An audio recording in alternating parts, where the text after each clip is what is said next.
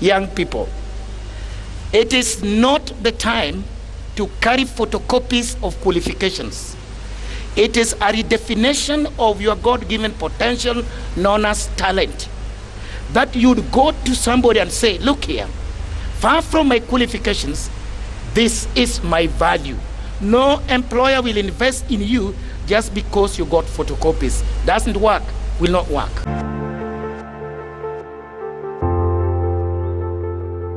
Unemployment among the youth is a common problem in Kenya, a situation that has left many graduates without jobs, even after families spent fortunes educating their children in the hope that they will have a better future. Bill Clinton Mugwai is no different. He's an engineering graduate from the University of Nairobi and a first-class honors graduate at that. But for 2 years now, he has been tamarking looking for a job or even an internship position in vain, pushing him to a breaking point to the extent of even wanting to burn his degree certificate.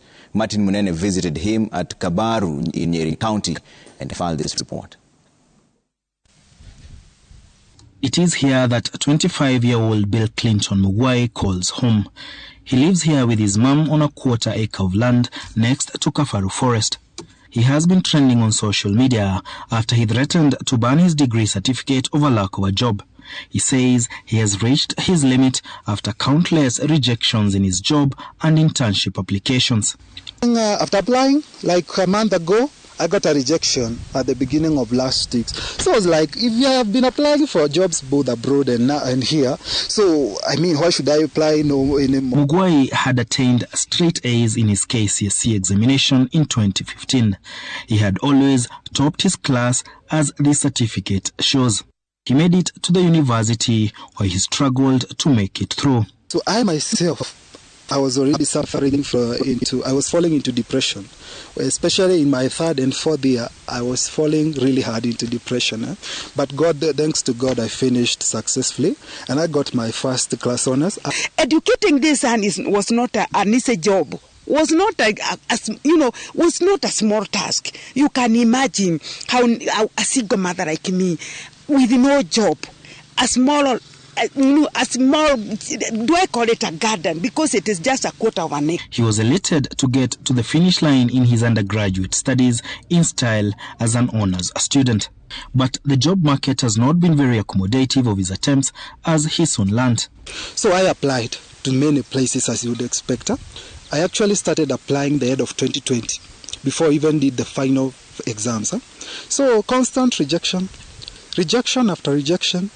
Internships, you can't even get internships. That was really hard, This forced him to retreat to the village where he has spent the last year.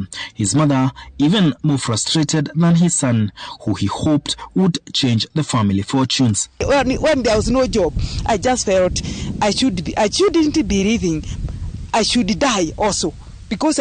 But I could not show my son how I'm feeling. But even from the village, his job search bore no fruits. He says he tried his hands on coding to expand his job search prospects, but all in vain. It is then that he decided to try blogging, his last post catching the attention of many online. Protocol has failed. I have tried software, has failed.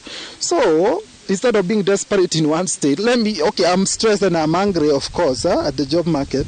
So I cannot stay in one place forever. I must do something different. He says he feels that as much as education is the key, his degree is of no value unless it gets him a job. I'm just telling my case, my truth, and the truth that is in the job market, in the Kenyan job market for graduates. Over 4 million people have no jobs in Kenya, and they are graduates. Bill Clinton embodies the frustrations of millions of young people in Kenya who bear the weight of entire families on their shoulders with the hope that tomorrow will be better than today. Martin Munene, Citizen TV, Nyeri County.